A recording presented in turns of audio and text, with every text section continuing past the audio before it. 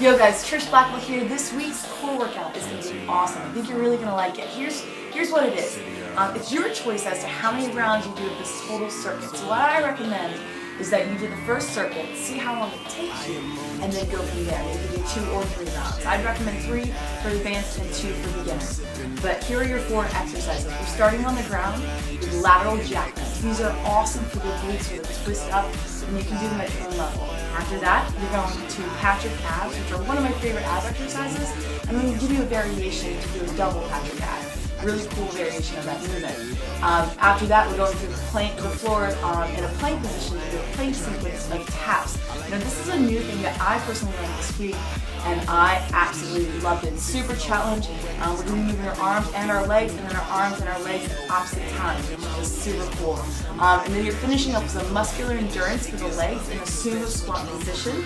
So a sumo squat, the feet are going to be pointing out, the knees are pointing out, and you get down deep, and then we're going to do jumps off of that. So real small jumps, basic movement, but it's definitely going to get those muscles firing and your metabolism.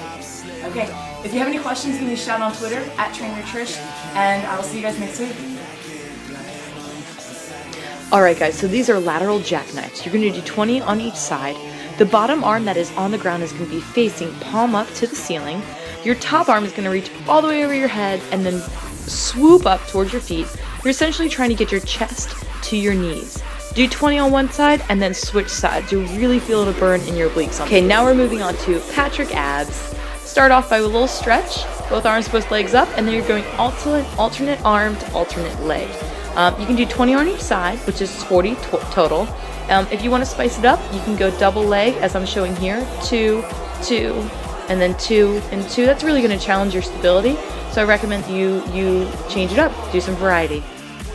Okay, so this next plank sequence is awesome. It's a plank taps. Each tap of your any limb is going to count as 1 rep. You're going to do 20 total reps. You can see I'm moving my feet. Now I'm going to my arms. When you're doing your arms, try to have your feet shoulder width apart. You can see I'm trying to minimize the amount that my hips are actually moving. Another option is to move both arms and legs in sequence. Opposite leg to opposite arm. You can either tap, as I showed you first, or drag your hands and your feet against the ground. And I will tell you what, you do 4 reps of that and you will be ripped up. This is the side view.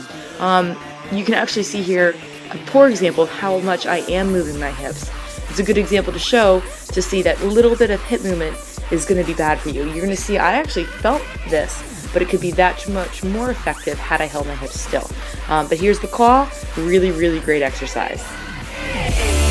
Okay, so here's where our endurance in our legs really is going to pay off. This is the sumo squat to jump sequence.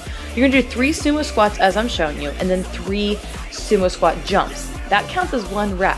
So you're going to do 20 total reps of that whole exercise. So if you're following what I'm doing in the video, this is rep 2 for me right now. You can use your arms to your advantage or keep them on your hips, whatever is most comfortable for you. Make sure your toes are pointing out and your butt is going back.